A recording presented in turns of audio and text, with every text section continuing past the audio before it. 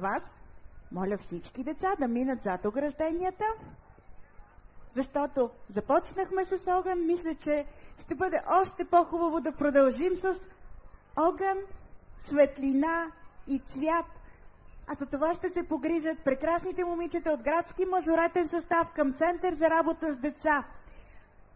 Мажоретният състав е създаден през 2006 година и съставът му към настоящия момент е над 100 деца в различни възрастови групи. Всички вие знаете за богатият репертуар и многобройните им участия и отличия, така че моля, аплодирайте прекрасните момичета на градски мажоретен състав към Център за работа с деца с ръководител и хореограф госпожа Емилия Борисова.